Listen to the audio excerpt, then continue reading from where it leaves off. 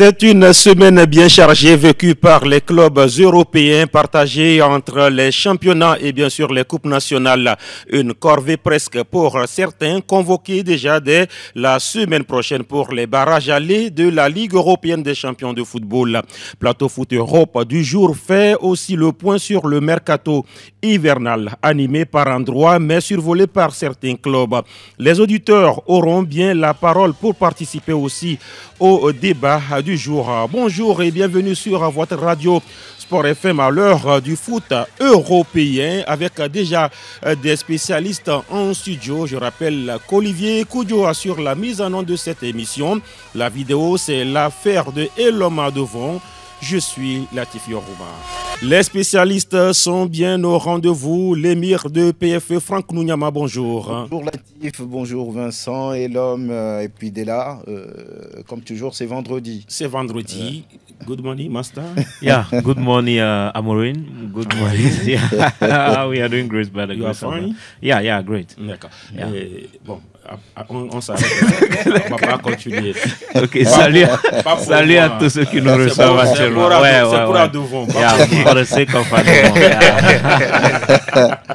Oui, Vicente Nochoulé, le maillot c'est lequel? Non, mais c'est les éperviers. Les éperviers portent le blanc aussi, oui. Ouais, il y a du blanc sur... les éperviers du Real.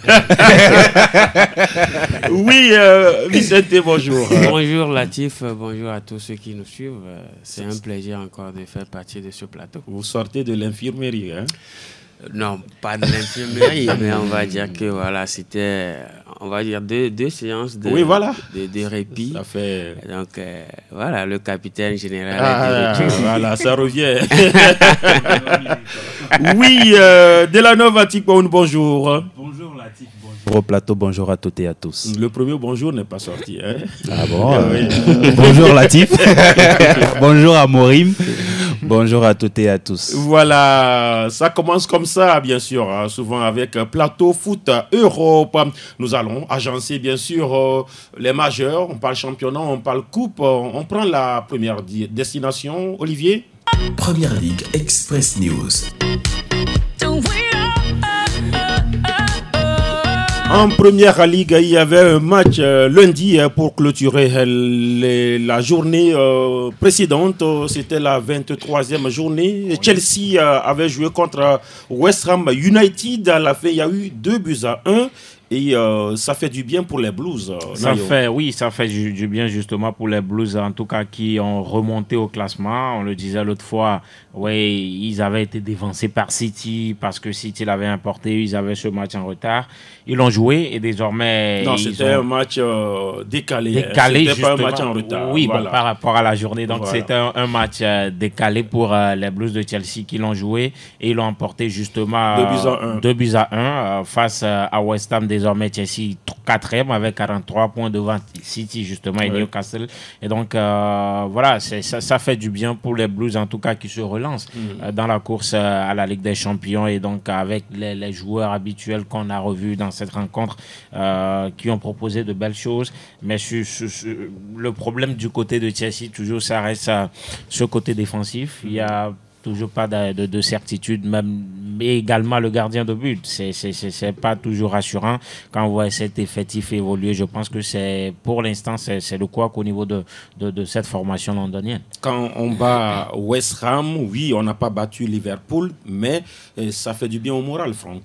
Oui, ça a été compliqué quand même pour les Blues. Ils ont été, je crois, menés sur un but de Jahan Boad. Donc, c'est compliqué. Il a fallu encore cette vista de Cole Palmer pour faire la différence. Il a été géant. On sait que Chelsea fait partie des clubs les plus inconstants du royaume. Ça a failli être encore le cas la dernière fois, mais voilà, il va falloir remercier Cole Palmer. Qui a donc poussé, surtout sur le deuxième but, le défenseur, c'était un CSC, puisque le but ne lui a pas été accordé. mais sans lui, il ne devrait pas avoir ce but-là, Delanove. Oui, on sait que la figure de pointe du côté de Chelsea, l'homme qui est le dépositaire du jeu, quelqu'un qui crée énormément d'occasions, qui se crée aussi des occasions, c'est quand même Cole Palmer.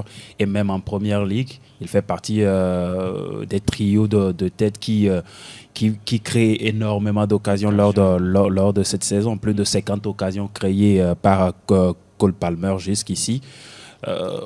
Depuis la saison passée, c'est ce joueur-là qui arrive à porter Chelsea. C'est vrai qu'à côté, vous avez des joueurs comme Noni Madueke, vous avez Jadon Sancho qui est arrivé également cette saison. Malheureusement, on revoit Nicolas Jackson qui a repris sa mauvaise habitude, c'est-à-dire qu'il rate énormément d'occasions. Mais pour Cole Palmer, l'anglais, je crois que, quoi qu'on dise, si on enlève par exemple Cole Palmer à Chelsea, il serait peut-être à la place des Spurs, peut-être derrière Manchester United, quoi. Mais sur cette rencontre, ça a été vraiment compliqué. Ça a été vraiment compliqué pour les Blues de Chelsea. Mais à l'arrivée, le plus important, comme on le dit souvent, c'est d'arriver à engranger les 3 points. C'est ce qu'ils ont fait dans cette rencontre grâce à Cole Palmer. Et le mano à mano se poursuit en tout cas entre Chelsea City et Newcastle. Une journée, tel passe devant, après on revient. Et là, c'est Chelsea qui passe devant les deux, City et puis Newcastle. Oui, je pense que ce sont des clubs qui sont en train de faire une saison presque similaire, hein, parce que c'est de l'inconstance tout simplement qu'on a quand même constaté au niveau de ces clubs-là, que ce soit Chelsea qui semble aller mieux que ces deux autres-là. Je pense que c'est presque la même chose parce que c'est un peu un jeu de ludo. C'est un peu un jeu de chaises, mais après, il faut dire que l'homme avait mentionné un souci par rapport à Chelsea, c'est la défense. C'est une défense qui encaisse beaucoup. Il faut dire que en 24 journées ou en 23, ils ont déjà encaissé 31 buts. Ils ont 24 journées. Oui, 24 journées. Avec 31 donc, buts. Donc Chelsea-West Ham, c'était la clôture de la 24e journée. Ouais. Voilà. Et même la dernière fois, c'était un défenseur qui a fait une rétropasse et derrière. Donc ce n'est pas une défense qui rassure, même du côté de Man City ou encore de West Ham. Mais je pense que c'est une course qu'on va suivre de près et ça s'annonce très, très alléchant. C'est important de le souligner. Oui, ce qui questionne aujourd'hui, pour Chelsea, Arsenal, tout ça, c'est un peu criard parce qu'aujourd'hui, quand on voit la forme de City et qu'à l'arrivée, on voit que City aujourd'hui n'est qu'à 2 points d'Arsenal, ça prouvait aujourd'hui que ces clubs vraiment ne profitent pas de la méforme de City aujourd'hui. Normalement, quand on voit City aujourd'hui qui est encore 5e de Première Ligue. City, je ne vous ai pas suivi trop. Oui, c'est-à-dire la forme de City. C'est-à-dire quand on voit le classement aujourd'hui de Chelsea, d'Arsenal, tout ça, et on voit l'écart de points entre ces clubs et City aujourd'hui, ça veut dire énormément que ces clubs vraiment ne profitent pas vraiment de la méforme de City. Bon, après donc, aussi, moi je pense que... J'ai eu dire Arsenal, parce que Arsenal est bien loin. Pour moi, oui, c'est vrai que la pire saison de City est peut-être la meilleure de certains clubs. Oui, c'est... Bon, faut pas donner de nom. Non, après, il y a des clubs... Borum, par exemple. On est en Angleterre. Après, il y a des clubs comme Bournemouth, Aston Villa, Fulham. Oui, c'est des clubs qui, bon, on va dire des clubs modestes, bien avec ces clubs-là. Oui, et je pense que même si City est en train de faire sa pire saison, City est en train de faire une pire saison par rapport à son standing, par rapport à la valeur marchande de ses joueurs, par rapport au talent, au potentiel, à son statut. Donc, je pense que ce n'est quand on est quadruple champion en titre. Oui, donc voilà, avec cette défaite en 24 journées, je pense que bon, on peut crier au scandale par rapport à Man City. Mais pour un club comme Bournemouth, Aston Villa, Fulham, il n'y a pas de scandale, c'est normal. C'est un quotidien. Voilà. Ou même Manchester United. Il n'y a pas de championnat chez vous ce week-end. Non, il n'y a pas de championnat. En milieu de semaine, il y a d'ailleurs eu les retours des demi-finales de la Carabao Cup, la Coupe de la Ligue qui se joue entre les clubs de la Ligue anglaise ou de la première division. Et c'était Arsenal en tout cas qui était en déplacement du côté de Newcastle. Arsenal battu à l'aller 2-0 à récidiver en tout cas. Oui, ils sont allés confirmer leur défaite. Oui, ils sont allés confirmer bel et bien cette défaite en tout cas face à Newcastle ils ont fait le jeu, mais le problème éternel qu'on soulève, le manque de buteurs. Ils ont eu des occasions, ils se sont créés des occasions, mais pas ce buteur pour concrétiser. Donc Arsenal a encore été battu 2-0. Donc ça fait 4-0 sur les deux rencontres. Donc Newcastle est qualifié pour la finale et va jouer en tout cas Liverpool qui a dominé, qui a chatouillé Tottenham 4-1. Tottenham vainqueur à l'aller, 1-1.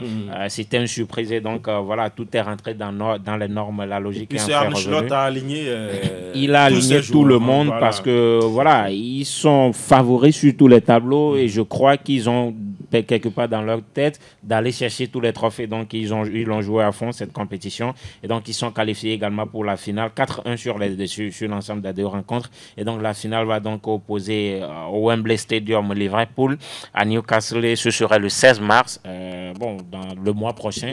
Donc voilà. On attendra de voir ce qui va se passer.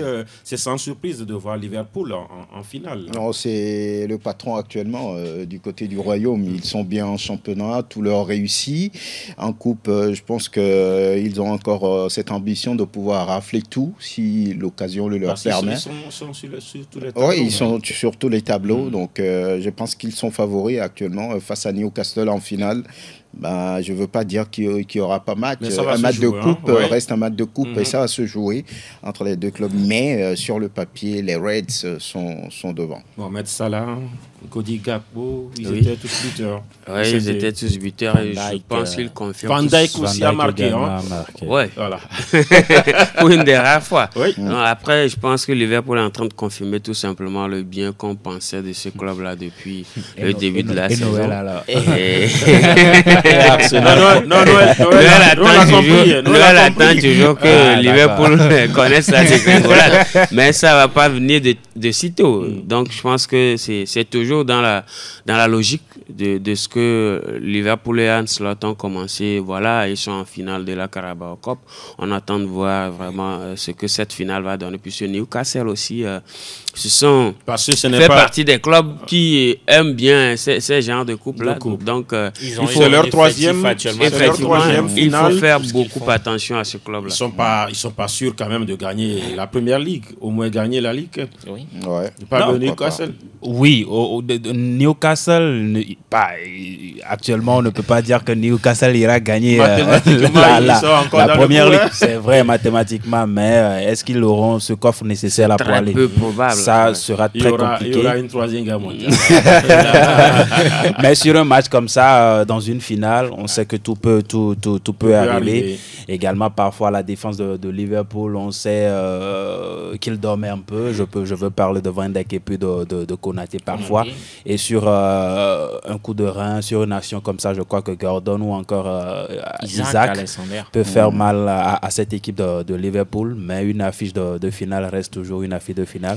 Le meilleur ne la gagne pas forcément. Voilà ce qu'on pourra dire du Royaume et de son actualité. Il n'y aura pas de Première Ligue. Non, il y aura le 4e tour de la FA Cup. Voilà, c'est ce qu'on pourra dire de la Première Ligue. On va filer maintenant. On va où? On va en Espagne. Aquí está la Liga Española. En Espagne, il y a bel et bien championnat ce week-end. La 23e journée va se jouer, Vicente. Oui, la 23e journée de ce championnat va se jouer, mais bien avant, il faut parler de Coupe du Roi. Oui, on va revenir. On va parler du championnat. Tu es trop pressé. Parce que le Real est en demi. Non, du tout. Je pense que le Real, comme le Barça, était bien attendu en demi-finale de Coupe du Roi. Donc, c'est tout simplement logique. Maintenant, apparemment, vous souhaiteriez parler de la Coupe du Roi. On y va. Non, mais après, je voulais parler des 5 buts à 0 marqués. Oui, allons-y. On sait que le Barça a cartonné. Ce n'est plus une surprise. Effectivement, ce n'est plus une surprise. Donc, on attend de voir le tirage. Mais apparemment, vous, en tout cas, le Real a eu du mal face à ce Valence. Les Ganes. Face à les Ganes. Non, je parlais de... En championnat. Face à Valence. En championnat. Le Real a failli même, voilà. Non, mais vous savez très bien que le Real aime toujours les difficultés. Voilà. normal. Maintenant, on sera à la 23e journée de la Liga ce week-end. Et déjà aujourd'hui, Rayo Vallecano reçoit Valladolid. Celta Vigo reçoit Betis demain à 13h. L'Atlético Bilbao va confronter Girona. Mais Girona qui fait le déplacement de l'Atlético Bilbao. Las Palmas reçoit Villarreal. Le Real et l'Atlético ont un grand rendez-vous. Le sommet. C'est le rendez-vous du sommet, le rendez-vous du sacre. À Gaza, étoile filante. C'est un match à suivre de très près.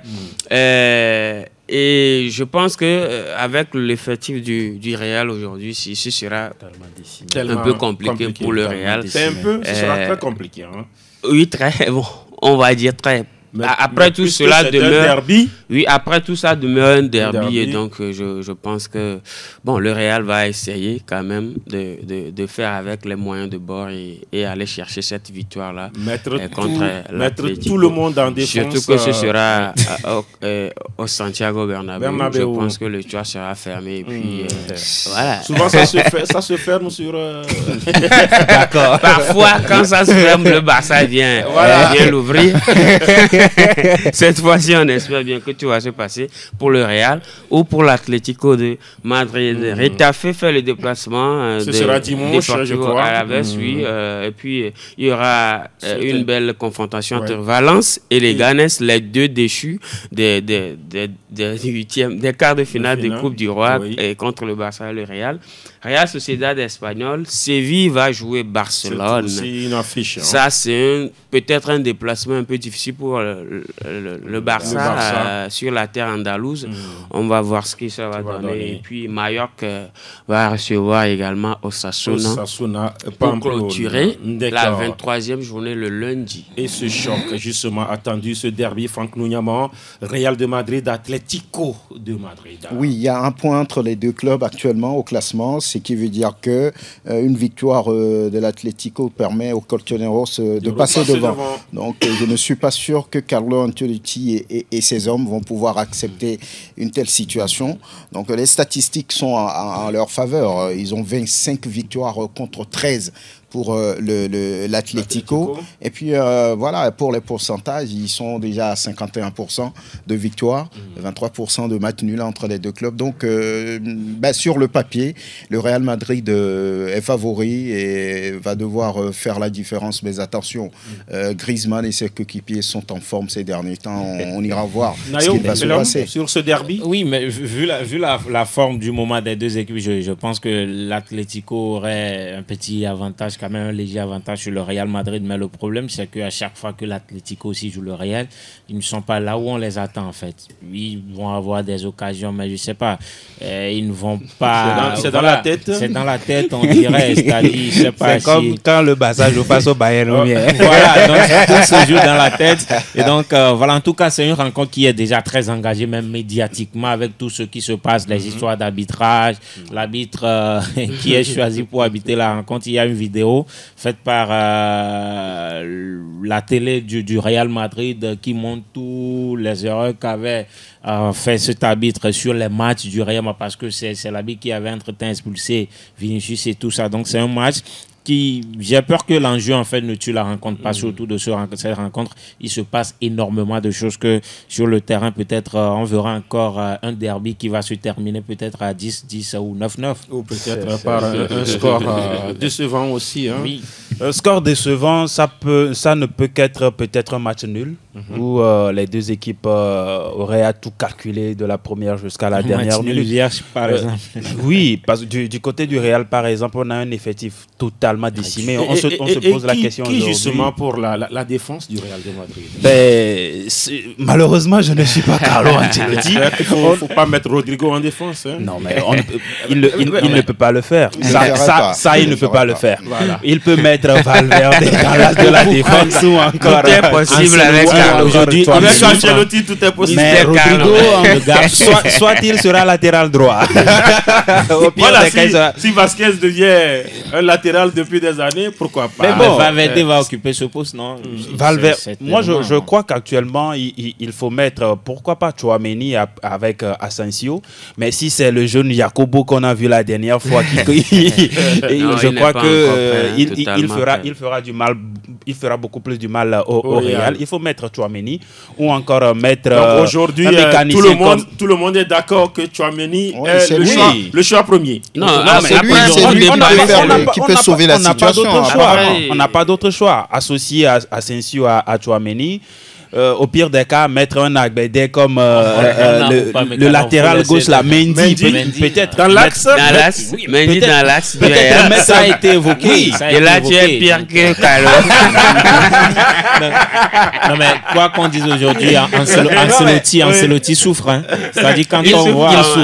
Il souffre énormément. Aujourd'hui, oui, c'est vrai que devant les médias... Il a décidé de souffrir. Non, il n'a pas dit... C'est vrai qu'aujourd'hui, devant les médias, bon, il n'est pas dans la polémique, je vais recruter, mais le président a refusé. Mais à l'intérieur, bon, il y a eu des rumeurs que le monsieur veut des défenseurs, mais on connaît Pérez. C'est un monsieur qui fait tout, en tout cas ce qui lui plaît. Quand il dit qu'il n'y a pas de mercato, il n'y en a pas aujourd'hui. Quand on se rend compte que le mercato hivernal est terminé, il y a beaucoup de transferts et que le Real, justement, n'a pas pris au moins quelques défenseurs et qu'aujourd'hui, il est obligé encore de bricoler et à l'arrivée, on va encore taper sur lui. Le vieux, j'ai vraiment pas envie d'être à sa place. Oui, Delanov était en train de parler de ce match-là. Être à la place de Carlo Ancelotti actuellement, je n'ai quand même pas envie d'y être. Même Vincent financièrement, il n'y a pas de souci. Actuellement, avec cet effectif, je crois que même Pep Guardiola ne ferait pas mieux. Mais dans cette rencontre, je crois que quoi qu'on dise, le Real sera à domicile. Ils auront quand même le public. Quoi qu'on dise, c'est le Real. Oui, après tout ça, le Real. Actuellement, parce que c'est un effectif décimé avec des joueurs qui sont beaucoup de joueurs à l'infirmerie. C'est pas évident pour Carlo Ancelotti, comme tout le monde le dit. Il va devoir creuser les méninges pour trouver la solution face à cette équipe de l'Atlético. Le Barça suivra de près justement cette rencontre, puisque le Barça jouera dimanche. Un match nul ferait l'affaire du Barça. En tout cas, un match nul entre les deux ferait l'affaire, même si le Barça ne prendrait pas au pire des cas, il serait deuxième. Ils vont plus se rapprocher. Ils vont se rapprocher. Ils vont se rapprocher. Voilà ce qu'il faut dire de ce championnat. Maintenant, justement, Vicente évoquait cette Coupe du Roi avec le Real qui a souffert. Souffert. 3-2 à Leganés, ce n'était pas du tout évident. N'eût été ce but du temps additionnel. De Gonzalo Garcia, Vicente vient de le dire. Le Real, on a envie de dire qu'ils aiment souvent gagner avec émotion, dans la difficulté et tout ça. On a vu une équipe en tout cas qui a été en difficulté énormément. Mais il menait 2-0. Le Real menait 2-0. Voilà, ils se sont fait rattraper. Et donc, offensivement aussi, oui. Les attaquants aussi ont eu des occasions qui n'ont quand même pas su concrétiser. Et derrière son but qui sont intervenus avec le jeune défenseur qui a été titularisé. Vraiment, on voyait qu'il n'était pas prêt. Quand on voyait la défense, il n'y avait vraiment pas de patron. Si on avait deux jeunes, on avait Asensio et Jacobo. Ce n'est pas Jacobo. Je sais pas. Donc, on avait vu qu'ils ont été clairement en difficulté. Ils ont été rattrapés. Mais heureusement, en tout cas, ça a fait du Real. C'est un jeune aussi qui a marqué à la Madrid Gonzalo Garcia, qui a permis en tout cas à cette formation madrilène de rallier les demi-finales et de croiser certainement le FC Barcelone. Bon. En tout cas, le tirage va se faire le mercredi prochain. C'est un tirage qui va se faire. Qui va se faire. Ça fait 4 équipes. Tu aimes trop Real Barça. Tu aimes trop Real. Tu aimes trop les classiques. Oui, je les adore. Parce qu'on sait que Valence a perdu 0 but contre 5 face au Barça. La Real Sociedad a dominé Osasuna 2-0. Et puis, un peu la veille, l'Atlético a marché sur Retafe 5-0 également. Le Barça n'est pas le seul à marquer 5 buts. Toutes les équipes peuvent marquer 5 buts. Il suffit seulement que le client en face ouvre les vannes. D'accord. On aura aussi parlé de la Liga. On va partir maintenant en Italie. Benvenuto Calcio Italia. Oui, en Italie, le championnat a clôturé là-bas aussi sa 23e journée lundi avec la Lazio qui a dominé Cagliari 2-1. 2 buts à 1. 2 buts à 1, c'était le lundi. On en parlait quand on était ici. Et à l'arrivée, le club laziale a dominé, comme vous l'avez dit, Cagliari 2 buts à 1 pour prendre la la 5e place. Et puis jeudi, on a mis à jour le calendrier. C'était à la 14e journée la dernière fois entre Fiorentina et match a arrêté. Ce match arrêté. On a dû continuer la rencontre et c'était hier. Et à l'arrivée, l'Inter a été tout simplement laminé. 3-0. Ouais. Personne n'attendait. Personnellement, je n'attendais pas à ce résultat-là. 3-0, voir l'Inter. La défense intéressante. Ça a été cataclysmique, tout simplement. Et à l'arrivée, c'est une défaite pour le club 3-0. Et ça fait mal parce que l'Inter aurait pu rattraper le Napoli au classement. Oui, mais malheureusement, c'est une occasion vendangée. Et cette défaite de l'Inter, j'ai pas pu comprendre ça. Je me dis que c'est peut-être un jour sans pour les Nerazzurri qui ont été dominés dans le match. Ils n'ont pas hésité pratiquement. Une défense qui se comporte comme du beurre dans lequel un couteau rentre sans effort. Le couteau, c'était Keane. Le couteau, c'était Moïse Keane. Il est passé à 2 reprises. Voilà. Oui, dès là, la suite... ça va jouer ce week-end. Ça va jouer ce week-end avec la 24e journée et ça démarre ce vendredi. Nous jouons déjà aujourd'hui. Oui, vous jouez déjà aujourd'hui. Vous allez recevoir la Juventus de Turin. Nous, c'est comme moi. Oui, à 19h45. Demain, samedi, on a en tout 4 rencontres. Le Hellas Vérone qui reçoit l'Atalanta Bergame à domicile à 14h. À 17h, le Milan AC se déplace sur la pelouse de Empoli à 19h45. Je pense que ça fait 3 affiches, pardon.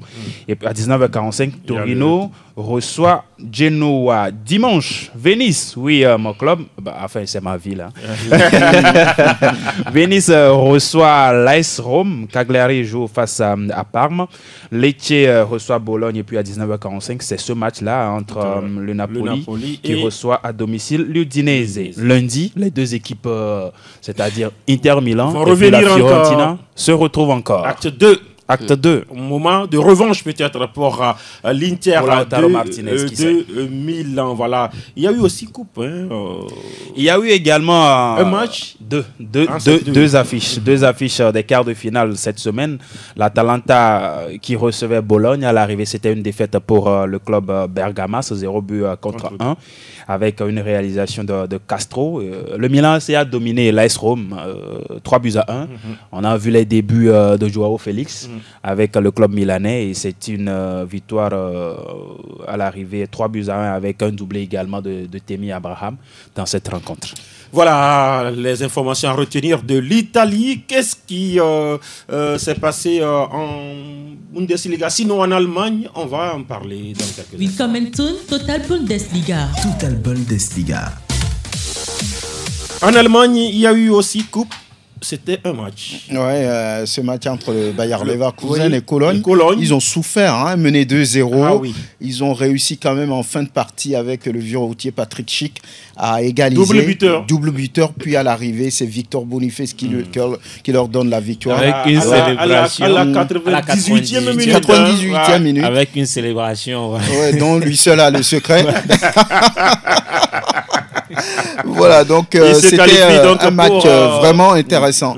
Il se qualifie pour les demi-finales. Ouais. Voilà. Il y a eu la victoire 1-0 également de Stuttgart sur Augsbourg. Maintenant, il reste 2 quarts de finale à suivre entre Arminia Bielefeld, l'ancien club de l'actuel sélectionneur du Togo, et Werder Bremen.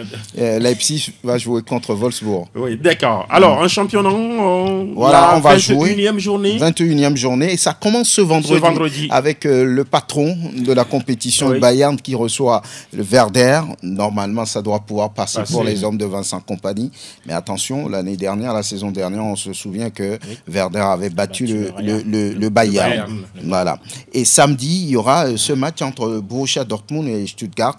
Borussia qui est actuel 11e face à Stuttgart. Ça fait deux matchs gagnés. Qui essaie de revenir. Un match en Ligue des Champions. Voilà, et qui essaie de revenir dans la compétition. surtout après le départ de Nouri Sahin. Voilà, donc on attend une réaction quand même en championnat des Jaunets Noirs face à Stuttgart. Wolfsburg reçoit le deuxième au classement, le Bayer Leverkusen. Ça devait être un match intéressant puisque les hommes du technicien espagnol Chablis sont vraiment en confiance après cette victoire in extremis face à Cologne. Offenheim joue contre Union Berlin. C'est un match entre deux clubs de même niveau, 14e, 15e. On verra bien ce que ça donne. Mayence reçoit Augsbourg. Fribourg joue contre Heidenheim. Mönchengladbach reçoit Francfort. C'est l'un des clubs aussi en forme ces derniers temps. Ils sont 3e de la compétition. Et puis 2 matchs qui restent à suivre dimanche. On aura Holstein Kiel contre Bochum. Aïe, aïe, aïe. C'est un match entre le 17e et le 18e. Voilà. Et puis Leipzig qui va recevoir Saint-Pauli. Les deux sont en tout cas en pleine mer. Et, ils sont dans la tourmente. Qui va donc sauver l'autre, Holstein Kiel, et puis Bochum. On verra ce qui va se passer. Il y a un joueur qui a disparu des radars, c'est le Togolais Ilas Bebou. Offenheim joue tous les week-ends, mais le Togolais non pas. Je pense qu'on nous avait parlé de blessures. Il était revenu de blessures. Il était revenu, certes, mais il faut dire que c'est un joueur qui a connu vraiment beaucoup de blessures dans sa carrière. Un joueur talentueux qui nous l'a démontré plusieurs fois, mais qui a été tout simplement accablé par les blessures. Et puis, ça, c'est le mal des joueurs. L'ennemi premier des joueurs, c'est les blessures. Et voilà, ça n'a vraiment pas ménagé la carrière de Ilas Bebou. C'est tout simplement triste et compliqué en tant que Togolais déjà, mais en tant qu'observateur également, surtout de la Bundesliga. On se rappelle de ces saisons où il a été tout simplement performant, ou même des matchs pris individuellement. Par exemple, le match contre le Bayern, on se rappelle, où il a baladé tout seul Neuer par terre. Et son duo ou encore sa collaboration sur plusieurs années avec Kramaric. Donc, il faut dire qu'il nous manque vraiment. C'est parfois très difficile de voir Offenheim jouer et ne pas voir le Togolais.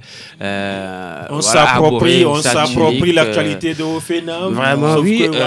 Effectivement, c'est un peu comme voir Retafe jouer sans Djene, ou encore, entre-temps, voir Arsenal sans Emmanuel Adebayor. Ça pique, mais on espère bien que c'est un joueur qui va recouvrir la santé, qui va revenir en pleine forme. On espère bien, parce que ça dure et c'est compliqué d'avoir de l'espoir, mais on espère quand même qu'il reviendra et il nous gratifiera encore une fois de ses très belles performances, vu que le talent y est. Oui, je pense que les changements de coach également dans ce club ne lui ont vraiment pas aidé. Ils l'ont blessé parce qu'il était blessé. Les coachs qui étaient venus, quand il était revenu, ils n'ont vraiment pas la maîtrise du monsieur.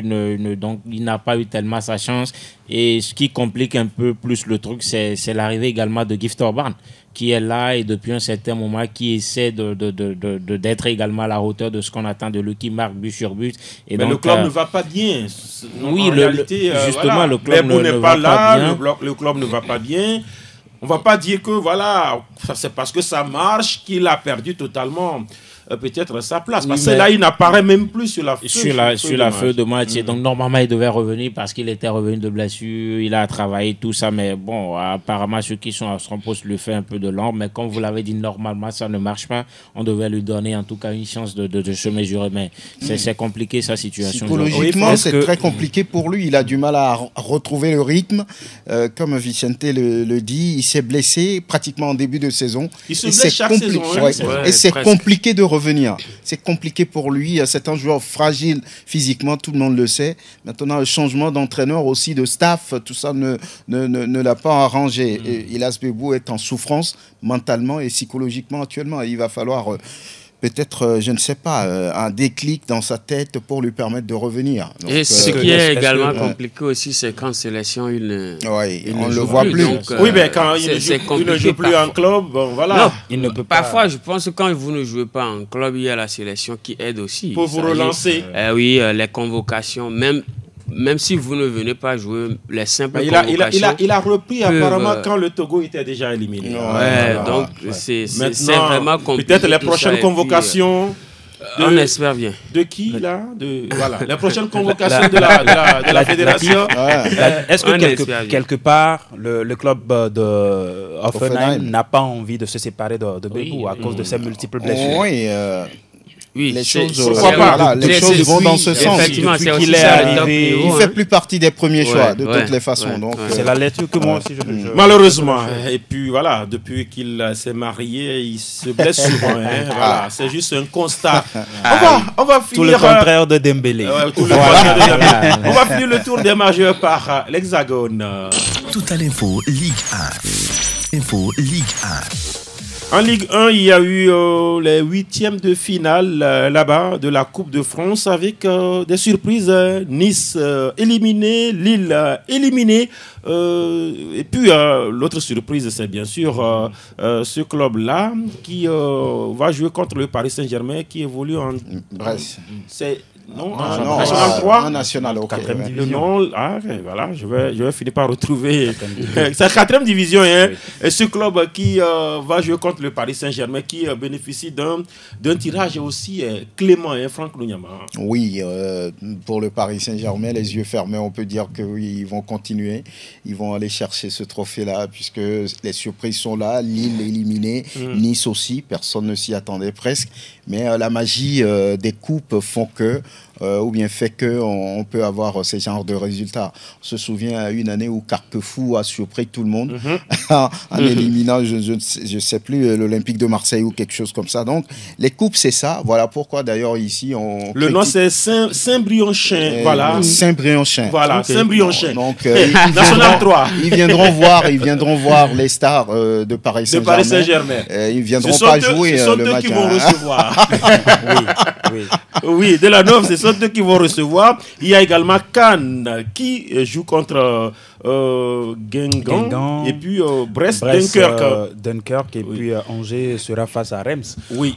On sait que les coupes, on parle de cette magie-là toujours où on voit des petites équipes qui créent la sensation. On a vu cette semaine Nice, par exemple, c'était face Nice, contre Saint-Brionchin. Saint-Brionchin à l'arrivée, c'était une défaite.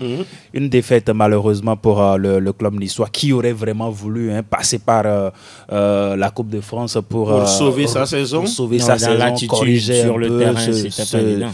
Ce qu'ils font cette saison malheureusement, mais le Paris Saint-Germain reste quand même le grandissime favori avec tout ce qui reste. Ou soit ce sera Brest qui Brest qui est toujours en course. Face à Dunkerque. Voilà, quand peut-être Paris va les éliminer en Ligue des Champions. En tout cas, il y a certains. Ils vont prendre leur revanche. Il y a Lille aussi qui a été surpris par Dunkerque, alors qu'il y a Bruno Genesio qui faisait de cette coupe-là aussi on dit un objectif. Oui, quand vous voyez même la composition, le 11 entrant, c'était quasiment les titulaires qui étaient là. Il a aligné quasiment tout le monde, mais à l'arrivée, ils ont été surpris. Éliminés au tir au but. Ce qui est cœur, c'est que dans les tirs au but, ils ont pris le lead. Ils menaient 3-0 et par la suite, ils se sont fait en tout cas renverser. Et donc, c'était comme le scénario Côte d'Ivoire-Ghana en finale de la CAN 2015. Et donc, ils menaient et à l'arrivée, ils se sont fait renverser. Aujourd'hui, cette Coupe de France, normalement, ça devait, avec tout ce que fait Lille, surtout Lille en Ligue des Champions, ça devait leur servir. Oui, c'est vrai que devant, on aura toujours à croiser le Paris Saint-Germain. C'est difficile, mais il va falloir quand même s'y mettre à fond. Mais à l'arrivée, on a vu que ça n'a pas été ça. Ils ont été surpris et c'est écœurant quand même. Ils ont perdu ce match sur un complexe. Je pense qu'au départ du match, ils se sont vus trop beaux parce qu'ils sont directement qualifiés. Voilà, et Dunkerque a résisté, à repousser l'échéance à chaque fois et après le doute s'est installé. Et quand c'est comme ça sur les tirs au but, si vous n'avez pas les nerfs solides, vous loupez. Ils ont été éliminés. Ils auront en tout cas juste ce week-end pour jouer parce que la semaine prochaine Lille sera bien au repos puisque qualifié directement pour la Ligue des Champions. Au niveau de la Ligue 1, Monaco joue le Paris Saint-Germain. C'est un match européen, en tout cas, c'est ce soir en Ligue 1. Nantes va recevoir Brest. Les deux équipes anticipent parce que il y aura barrage cette semaine, Vicente. Oui, Monaco, Paris Saint-Germain, j'aimerais me prononcer sur ce choc-là. C'est le premier contre le troisième, mais a priori, il faut dire que le Paris Saint-Germain n'est pas favori parce que déjà c'est un écart de points, de 13 points, c'est 50 contre 37 pour Monaco. Donc, je pense, c'est vrai que Monaco, ces derniers temps, a également essayé de se rapprocher du top 2. Il faut dire que Marseille a 40 points, un peu menacé par Monaco. Mais face au Paris Saint-Germain, ce sera compliqué, même si on sait qu'il y a un certain Akliouche aujourd'hui, il y a Golovin, il y a également Thilo Kehrer qui apporte de son expérience, puisque lui, il a déjà fait le Paris Saint-Germain. Donc, il y a le joueur de Nayo, Zakaria. Zakaria, sans oublier Salou également, qui forme une très belle paire avec Thilo Kehrer de ce côté-là. Mais contre le Paris Saint-Germain, qui du moins a été tout simplement boosté par cette qualification en Ligue des Champions. Et puis après, il faut dire qu'ils sont premiers, indéboulonnables pour le moment, à 10 points du deuxième. Je pense que ce sera très compliqué pour Monaco. Mais cela reste quand même un duel à suivre de près. C'est vrai que Monaco sait que ce n'est plus Orsay. C'est vrai qu'ils ont battu Orsay à Louis II l'autre fois, 4 buts à 2. Cette fois-ci, ce sera comme le Paris Saint-Germain. Luis Enrique qui n'a jamais perdu. Ils sont très bien conscients que c'est quand même le Paris Saint-Germain de Luis Enrique qui n'a jamais perdu contre justement Monaco. Et puis c'est intéressant, Nantes-Brest. On aura aussi Nice-Lens, Saint-Étienne-Rennes, Dabi Bey, Lyon de Fonseca contre Reims. C'est le premier match du technicien lusitanien à domicile. Il a déjà manqué, en tout cas, son premier test au Vélodrome. Et puis Angers contre Marseille, ça devrait passer pour Marseille. Oui, normalement. Surtout qu'ils seront en déplacement chez le SCO d'Angers. Ils sont mieux. C'est comme l'espoir du Sion. C'est quand Marseille semble avoir les cartes en main que ça dérange finalement. Souvenez-vous de ce match contre Auxerre. À l'arrivée 3-0 pour l'AJ Auxerre. Mais Marseille, moi je dois voir le match d'abord avant de faire Saint-Thomas. Voilà ce qu'on dira justement de ce tour. On retourne vers Olivier. Qu'est-ce qui s'est passé sur le marché avant d'aller voir les auditeurs? Le point, on retiendra tout simplement que City a animé un tout petit peu ce marché, Rennes également, Marseille. C'était à raison? Delanov a raison, malheureusement le Real n'a pas été au marché.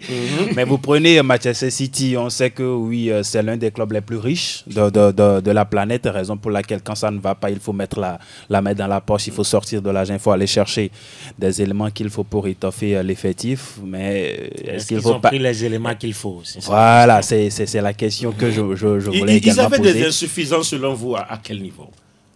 Ils avaient des insuffisances beaucoup plus sur le plan défensif. Vous prenez par exemple, entre-temps, on avait même pas Stones, on a perdu Ake, le Portugais, Ruben Dias également n'est plus là. Walker, il a préféré quitter la barque. Aujourd'hui, vous avez une défense assez expérimentale du côté de Manchester City. Akanji, lui aussi, il est revenu très très récemment. Donc, il fallait chercher des défenseurs. Il fallait plutôt chercher des défenseurs. Ils sont partis chercher l'Albanais Koussanov, mais sa première également, on a vu cette grossière erreur-là qu'il a faite.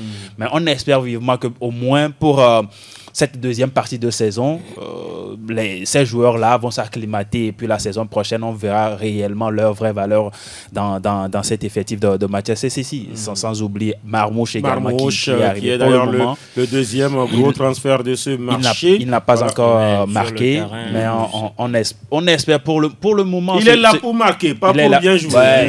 Pour le moment, il ne marque pas. Le rôle dans lequel on l'a mis, c'est pas tellement pour marquer. Il est sur le côté.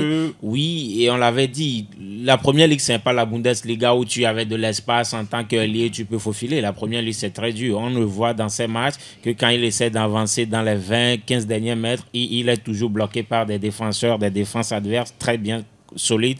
Et donc aujourd'hui, dans cette position, je crains qu'ils ne s'épanouissent. Après, comme vient de le dire là où City avait besoin de se renforcer, ils ne l'ont pas fait. C'était en défense. Il y a le PSG et Marseille aussi, sans oublier Rennes, Franck Lunyama. Oui, ils ont fait venir. Ils ont vraiment, dans les derniers instants, animé le mercato avec 8 joueurs. Oui. Ils ont dépensé pratiquement près de 90 millions d'euros pour les faire venir. J'espère bien que c'est des Rennes d'abord. Oui. J'espère bien que c'est des joueurs dont ils ont besoin forcément et que ça va permettre à Habib Beye de pouvoir s'épanouir, sauver le club et se maintenir. Voilà, donc oui, apparemment, c'est des joueurs qu'ils voulaient, qu'ils ont eu. Et de l'autre côté, Marseille qui a surpris en faisant venir Benasser du Milan, donc l'un des cadres de la sélection algérienne. Donc oui, ils ont bradé Eli Wahi. Oui, parce que ça ne répondait pas. Ouais. Donc ils ont voulu voilà également Amine Gouiri qui est arrivé. Je pense que c'est de bons joueurs qui peuvent peut-être faire l'affaire, puisque Benasser, quand vous l'écoutez, il dit, depuis son enfance, il était un fan de Marseille. On verra maintenant je suis fan de Dunkerque depuis mon enfance. On va voir tout ça sur le terrain, si ça pouvait changer quelque chose, mais pour Benasser, il arrive dans un milieu déjà très fourni au niveau de l'Olympique de Marseille. Donc, Paris avait-il besoin de recruter? Parce que eux aussi, ils ont recruté. Colomani est parti. Il fallait lui trouver un remplaçant. Mais je pense qu'après, Paris a un effectif de ouf. Et puis, le Paris Saint-Germain a souvent fait dans la recherche de la quantité, pas souvent de la qualité. C'est vrai qu'il y a eu des joueurs de qualité qui sont passés par là, Messi, Neymar, Mbappé et autres. Mais je pense qu'après tout, il abuse un peu de ce satisfecit financier-là. Donc, on va dire, le discernement n'est pas à la hauteur de ce que peut représenter le Paris Saint-Germain. Donc, ça fait qu'après, il y a des joueurs qui ne sont pas utilisés. Il y a des joueurs qui partent sans même une seule minute. Il y a même des joueurs qui ont prêté actuellement. Oui, ils ont prêté beaucoup de joueurs. Il y a même des joueurs qui passent. Ça a failli même porter. Mais il y a des joueurs qui passent même inaperçus dans le club. C'est-à-dire, vous ne savez même pas. Qui sont là. Actuellement, on ne sait pas que Carlos Soler est encore joueur du PSG. Voilà. Il y a Asensio qui est également là et qui fait des apparitions. Ouais, donc c'est un peu ça. Asensio est parti. Il est parti à Aston Villa. Ils l'ont prêté à Aston Villa. Et donc le joueur est toujours parisien. Mais après, lorsqu'ils recrutaient Kvaratskhelia, je pense qu'en ce moment, ils en avaient quand même besoin parce que c'était un moment où Barcola était totalement à fond, on ne le voyait plus. Sauf que Barcola. Donc, juste pour une petite méforme d'un joueur, vous recrutez. Parce qu'ils ont de l'argent. S'il n'y avait pas de certitude également. Mais est-ce que le Real n'a pas d'argent? Parce que le Real ne recrute pas. Le Real, c'est 1 milliard. Ce n'est pas que le Real n'a pas d'argent. Le problème, c'est plutôt Florentino Pérez, le président. Et aussi, parce que il y a un problème, c'est le président qui gagne plus. Le Real vient généralement, ça lui réussit. Il va falloir économiser. C'est un coup qui lui réussit généralement. Vous avez vu, l'année passée, par exemple, pratiquement, ils n'ont pas fait de recrutement, mais ils sont partis chercher la Ligue des Champions. Donc, quand ça vient de manière répétitive de la sorte, vous êtes toujours confiant qu'à tout moment, oui, vous pourrez gagner un trophée et surprendre le monde entier. Mais si c'est avec Jacobo cette fois-ci, j'aimerais après, il faut également effacer la dette par rapport à la rénovation du stade. Vous avez quand même vu ça n'excuse pas le non-recrutement. Oui, c'est vrai, ça ne l'excuse pas. Mais après tout, ce sont des entreprises. Même le Barça même a voulu recruter. Mais bon, non, mais nous ne sommes pas. Mais ils n'ont pas recruté. Au moins. Le Barça est en on va retenir rapidement que voilà, Sergio Ramos aussi a trouvé une nouvelle destination. Il est parti à Monterrey, au Mexique, à 38 ans. Oui. Bon, il continue de jouer. C'est un guerrier. Bon, oui, c'est un championnat exotique. Maintenant, on va voir ce qu'il va pouvoir donner à cette équipe ou bien à ce club à la veille de ses 40 ans. Donc, voilà. Bon, c'est un championnat qui paie bien également. Ouais, ça paie bien. Et Rashford, sinon, il serait venu au Togo. D'accord. On retient que Neymar, on va un tout petit peu hors. Neymar est parti chez lui, à Santos. Marcelo a raccroché. Ronaldo et Messi continuent de jouer. On va les auditeurs maintenant. Plateau Foot Europe, le coin des auditeurs. Le coin des auditeurs. C'est le moment de participer au débat. Allô? Oui, bonjour, Latif Yorouma. Bonjour, c'est Innocent? Non, on m'appelle tout simplement Padeno Padé. Ah, d'accord. Ah, le Real de Madrid. Vous êtes le représentant agréé, hein? Ah oui, même si ça ne va pas, on est toujours derrière ce club. D'accord. Pas de nous, vous avez une équipe en difficulté qui va jouer l'Atlético ce samedi. Et ça serait un peu difficile pour nous, surtout notre défense. Et puis notre coach ne fait pas confiance aux petits. Je ne sais pas pourquoi. Lequel? Quel petit? Jacobo. Jacobo ou Garcia? Ou Asensio. Ou plutôt Asensio. Asensio, Garcia, il ne fait pas confiance. D'accord. Il faut donner confiance à ce petit et ils vont mouiller le maillot. Les petits contre l'Atlético. Et rappelez aussi le Vinicius Junior qui ne se respecte pas sur le terrain. Et je n'ai pas aimé son attitude la fois passée. D'accord. Il n'a qu'à répondre sur le terrain. C'est ce qu'on demande. C'est ce qu'on demande. Pour gagner surtout le ballon d'or, il va falloir redoubler d'efforts. Merci à vous. Pas de nous. N'oublie pas le grand Franck Mounyama. Oui. Bonjour. Il est à l'écoute. Merci à Kpadeno. Derrière. Allô? Oui, bonjour. Bonjour. C'est Ourouma? Oui. CR7. Oui. Ah, c'est la Maison Blanche qui est au pouvoir. Oui, c'est ça. Voilà. C'est la Maison Blanche qui fait vivre TFE chaque année. Ou bien? Oui. Noël Dessouza n'a pas aimé ce commentaire. Oh, il a aimé ou n'a pas aimé, c'est ça. C'est seulement quand il y a la défaite du Real contre Barça qu'on voit les supporters de Barcelone appeler. Ou bien? Oui. D'accord, on va vérifier. Sinon, nous, notre club, on attend de voir ce qui va se passer demain samedi. Pour dire la vérité, on n'est pas en forme. Mais on fait avec. On espère qu'on ne va pas couler contre l'Atlético. On va garder, ou soit on garde un point d'écart au pire des cas. Sinon, la défaite est interdite. Il faut prier que le chingom du vieux soit toujours là. Bonne suite de l'émission et à tous les Kofis. Merci à vous, CR7. Les Kofis sont également dans ce studio. Allô? Bonjour Plateau. Oui, bonjour la ville. C'est Ramos. Ramos, c'est toujours les Madrilènes. Souvent on dit que ce qu'on a, on se contente. Merci là-bas. On a cet effectif du Real là. C'est ça qui va jouer demain. Et c'est ça qui va jouer aussi le mardi. Peut-être Lounine en défense. Hein? Ou Courtois. Mais vous dites que ça là, mais on est conscient. Vous allez gagner. On doit gagner. Vous allez fermer le toit, c'est ça? Oui, c'est seulement, il y a une personne seulement qui doit te respecter, en plus ça va aller. C'est Vinicius. Merci là-bas. D'accord. Merci à vous, Ramos. Derrière, allô? Allô? Bonjour, monsieur. Bonjour, le plateau. C'est monsieur? Angelito. Angelito. Vous êtes supporter de...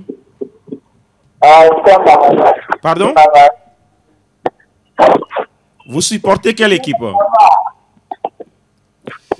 Allô? Oui, Angelino supporte quelle équipe? Bavarois. Bavarois, d'accord. Nous vous écoutons, monsieur le Bavarois. Je salue le mire. De PFE. Je salue tout le plateau. D'accord. Oui, bon, le Real de Madrid a sa défaite demain à assurer parce que ça a été en forme de ce moment et la défense du Real, là, ça ne peut pas contenir la tête de Grisou et les autres. D'accord. Donc la défaite est assurée. D'accord. Florentino Pérez a fait une erreur. La défense n'est pas bonne. Il y a beaucoup de personnes qui sont à l'hôpital. Ils devaient recruter au moins 2 défenseurs pour tester le coup en attendant le retour des blessés. Mais il ne fait que à ta tête là. C'est à cause de l'histoire, moi je ne suis pas réel. Le Real, d'accord. En tout cas, s'il était venu, c'était le même problème aussi. Avant de revenir encore. Nous vous avons écouté. Faites attention aussi au Verder, parce que vous jouez aussi ce soir. Vous êtes bavarois. Faites aussi attention au Verder. D'accord. Merci donc à vous, Angélito. Est-ce qu'il y a un dernier à prendre avant, bien sûr, de voir la main, voilà, qui devient horloge de Olivier Koudio. On va en rester là. Merci à vous. On dit bon week-end à qui? Ouais, bon week-end à David, adieu à tous ceux qui nous ont suivis, surtout du côté de Minneapolis. Il nous manque. Oui, salut à tous. Prenez soin de vous. Excellent week-end. Oui, Vicente? Oui, merci à tous ceux qui nous ont suivis. J'aimerais saluer un ami, un ancien camarade, Luc Sekpona. Je me rappelle avec qui on suivait PFE à nos heures perdues à l'école. Donc, j'aimerais lui faire un coucou ce matin. Il est toujours auditeur de PFE. De PFE depuis de très belles lurettes. Oui, il y a un enseignant, M. Dikeni également. Il nous suit, dit même, voilà, derrière ou dans la classe, il nous suit. Voilà. Oui, bonjour à lui. Bonjour également à Innocent, le taximan, le mancunien taximan. Ouais, je vais également dire bonjour à tout le monde, tout simplement, pour ne pas faire de jaloux. Prenez soin de vous. Rendez-vous lundi. Rendez-vous lundi. Merci également à Eloma devant Monsieur Vidéo. Merci à Olivier et Koudio. Je suis Latif Rouma. Bye bye.